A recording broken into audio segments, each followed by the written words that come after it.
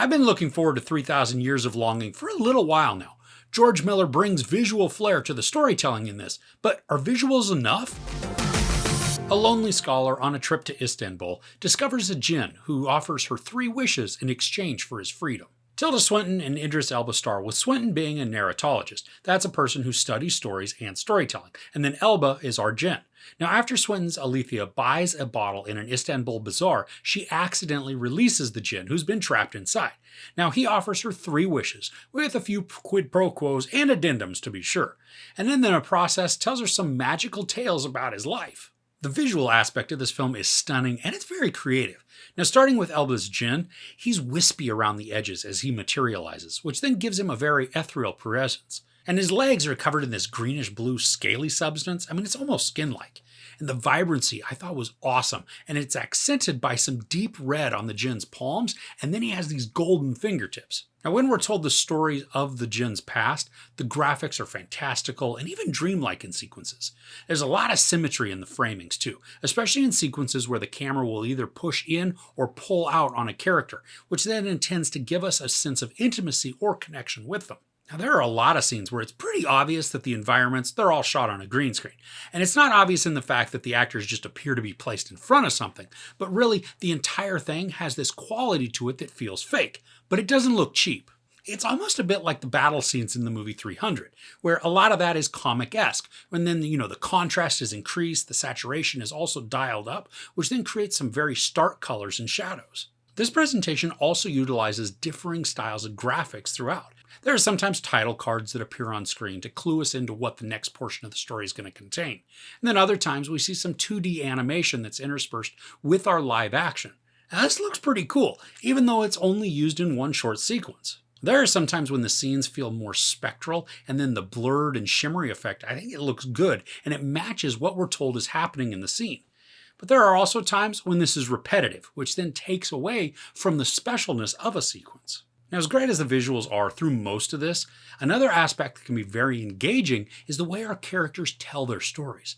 A large portion of this movie is dialogue driven, with the action being narrated to us by either Alethea or the djinn. Now, the cadence and the tone that they each use to speak are captivating, and they enthralled me in their tales. The dynamic between Swinton and Elba, I think, is also great to watch. They each have a slight intensity to them, but also then a loneliness and a sadness that emanates from them. They're not overly demonstrative or showy in their actions, but their words carry quiet passion.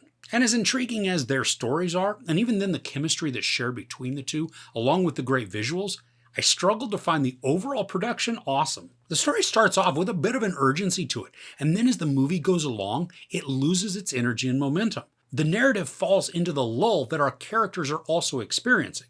Now, while it's fine to see the characters indulging some quiet inaction, it's much less entertaining to have the presentation also feel like it's indulging in the inaction. There are also some odd scene transitions that really did begin to bother me. There would be extended fade to black sequences that were used to switch between the different scenes. Now, these made the film either feel like a made-for-TV movie or just simply a very lazy way to resolve a scene. Either way, it didn't work for me, and as much as I tried to ignore it, they did become a distraction because of how many times that particular technique was used. Now, there are a couple of visuals at the beginning of the movie that also felt oddly placed and then I think were unaddressed.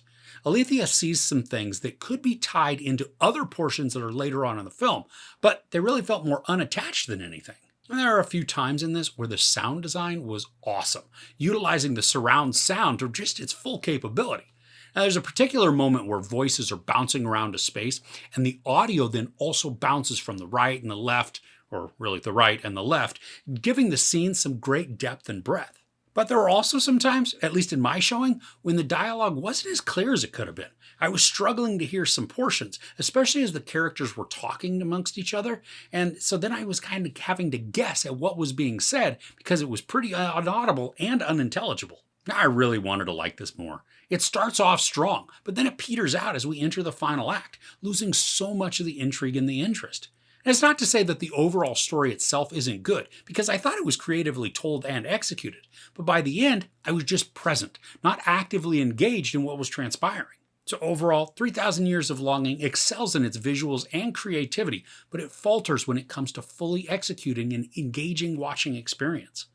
The chemistry between Swinton and Elba is great, but it's also restrained, never fully embracing the passion or emotion we're told that's supposed to exist. There's sex, a lot of nudity, some profanity, and a bunch of violence. I give 3,000 Years of Longing 2.5 out of 5 couches. So if you had one wish from a djinn, what would you wish for? And no wishing for more wishes, you bad boy. If you enjoyed this review, please give it a like. Also, don't forget to share and subscribe. I'm Chris. This is Movies and Munchies. Thanks for couching.